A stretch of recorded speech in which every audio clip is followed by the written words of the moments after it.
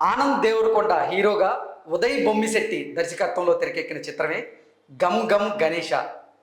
Gum Gam Ganesha ఈరోజు ప్రేక్షకుల ముందుకు వచ్చినటువంటి నేపథ్యంలో ఈ సినిమా ఎలా ఉంది, స్టోరీ ఏంటి, ఈ సినిమా హిట్టా ఫట్టా అనే అంశాలకు సంబంధించి మనతో మాట్లాడేందుకు ప్రముఖ సినీ విశ్లేషకులు, ప్రముఖ సీనియర్ జర్నలిస్ట్ యజ్ఞమూర్తి గారు మనతో ఉన్నారు. ఆయనతో మాట్లాడదాం. యజ్ఞమూర్తి గారు, హాయ్ అండి. హాయ్. గమ్ గమ్ గణేష ఈరోజు ప్రేక్షకుల ముందుకు వచ్చింది. సినిమా ఎలా ఉంది, రివ్యూ రేటింగ్ ఏంటంటే అని చెప్తారు. సో గమ్ గమ్ గణేష అంటేనే మనకు తెలుస్తుంది ఇక్కడ అంటే గణేష్ అతని పేరు. అంటే ఒకటి అడగాలి సార్, దానికంటే ముందు గమ్ గమ్ గణేష అని సినిమా పేరుంది, ఇక్కడ చూస్తే హీరో ఏమో గన్నులు పట్టుకొని ఉన్నాడు. అసలు ఏంటి? గణేష అంటే గణేశుడు కూడా. సో ఒక గణేష్ విగ్రహం, గణేశుని విగ్రహం నేపథ్యంలో సో ఆ విగ్రహానికి సో ఈ హీరోకి ఏంటి సంబంధం అనే దాని మీద కథ నడుస్తుంది. అంటే ప్యారలల్గా రెండు స్టోరీలు, ఇద్దరికి కథలు నడుస్తాయి. సో ఆ ఏదైతే విగ్రహం ఉంటుందో ఆ విగ్రహంలో తనకు కావాల్సినటువంటి ఒక వజ్రం ఉంటుంది ఓకే ఈ గణేష్కి. అట్లాగే అందులో 100 కోట్ల రూపాయల వెళ్ళినటువంటి డబ్బు ఉంటుంది, అది విలన్కి సంబంధించింది. సో ఒకవైపు తను, ఇంకో వైపు విలను.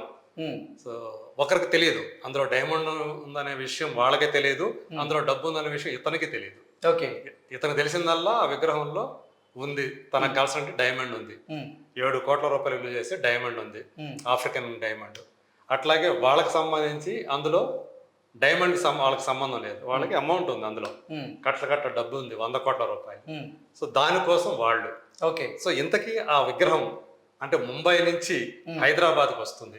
సో ఎందుకు ముంబైలోనే అది అక్కడి నుంచి ఇక్కడికి వచ్చింది, ఇక్కడ ఉండవా విగ్రహాలు అంటే అదంతా కూడా మనం అసలు ఆ విగ్రహంలోనే డబ్బు ఎందుకు ఉంది, ఆ విగ్రహంలోనే ఈ డైమండ్ ఎందుకు వెళ్ళింది అనేదే కథ. ఓకే.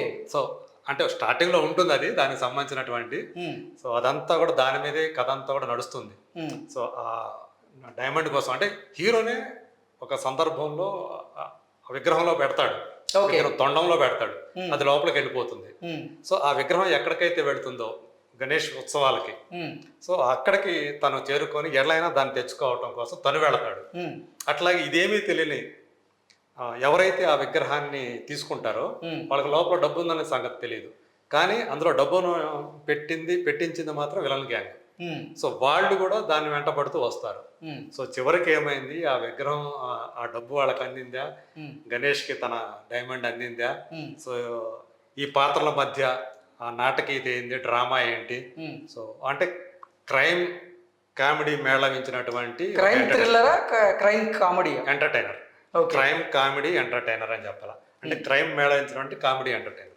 సో ఈ క్రైమ్ ఎలిమెంట్ లో వీళ్ళు చేసే చేష్టలు ఏవైతే ఉన్నాయో, అటు విలన్ గ్యాంగ్ కానీ, ఇటు ఇతని స్నేహితుడు మన Jabardasth Emmanuel, so hero friend గా అతను కనిపిస్తాడు.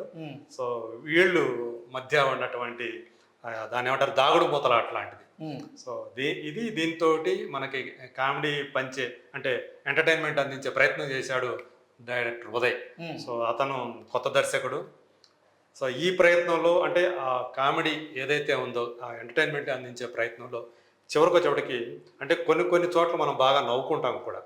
బట్ చివరికి వచ్చేటప్పటికి, క్లైమాక్స్కి వచ్చేటప్పటికి ఆ ఎంటర్టైన్మెంట్ అంటే అనుకున్నంతగా పండలేదు. చివరికి వచ్చేటప్పటికి చప్పబడిపోయింది. ఎక్కడైతే పీక్కి వెళ్ళాలో అది ఆ ఎంటర్టైన్మెంట్, అది క్లైమాక్స్ తనకి క్లైమాక్స్కి వచ్చేటప్పటికి కొంచెం తికమక పడినట్టుగా అనిపిస్తుంది, కొంచెం కన్ఫ్యూజన్కి. అంటే యాక్చువల్గా కావాల్సింది రెండే ఉండాలి ట్రాక్లు, హీరోకి విలన్కి మధ్య. వీళ్ళ మధ్య మళ్ళీ వేరే వాళ్ళు దూరతారు. దీంతో ఏంటంటే ఆ స్క్రీన్ ప్లేలో కొంచెం కన్ఫ్యూజన్ వచ్చేసింది. ఇది కొంచెం ప్రేక్షకులకు కూడా కొంచెం వాళ్ళ అక్కడక్కడ ఇబ్బంది పెడుతుంది అనమాట.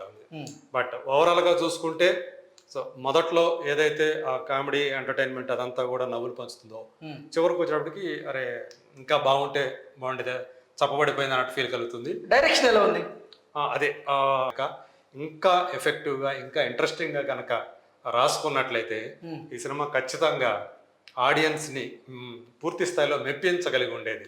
సో తనకి 2 ట్రాక్లు ఉంటాయి, 2 లవ్ ట్రాక్లు ఉంటాయి.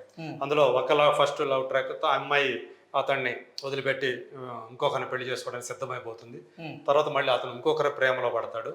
సో కాకపోతే ఏంటంటే హీరోయిన్స్కి పెద్దగా ప్రామినెన్స్ లేదు, కథలో స్కోప్ తక్కువ ఉంది.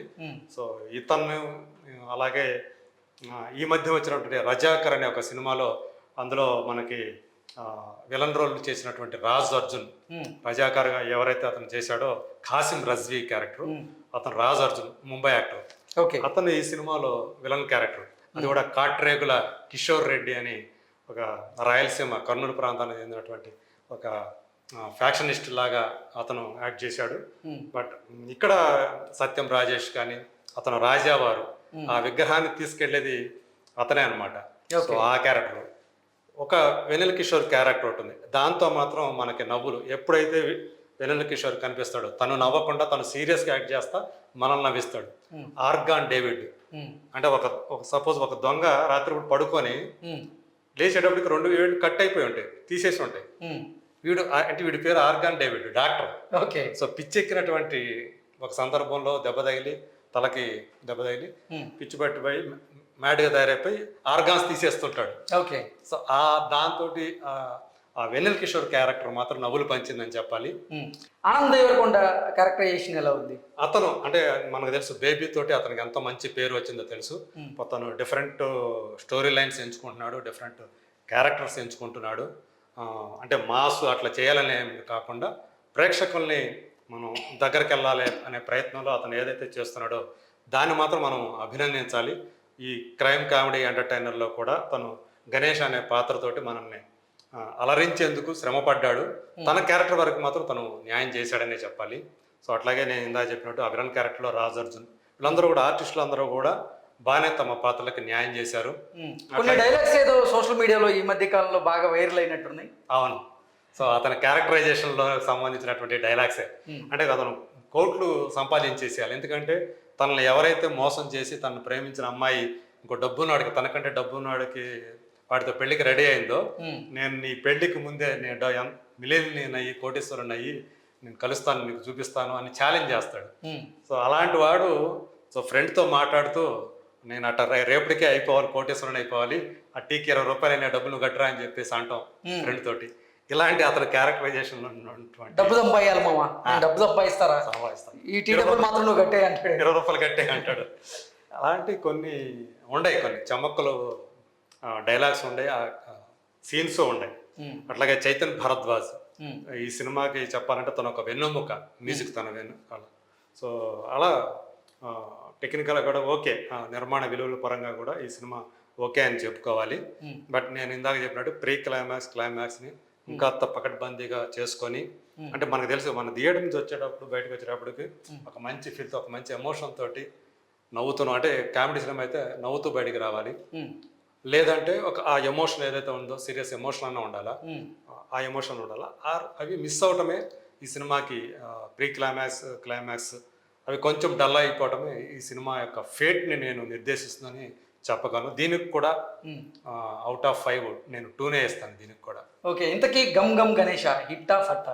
ఇది కొంతవరకు అంటే కామెడీ ఇష్టపడే ఆడియన్స్ ఎవరైతే ఉంటారో వాళ్ళని కొంత మేరకు సాటిస్ఫై చేయగలుగుతుంది. బట్ ఓవరాల్గా ఇన్ జనరల్గా చూసుకుంటే మాత్రం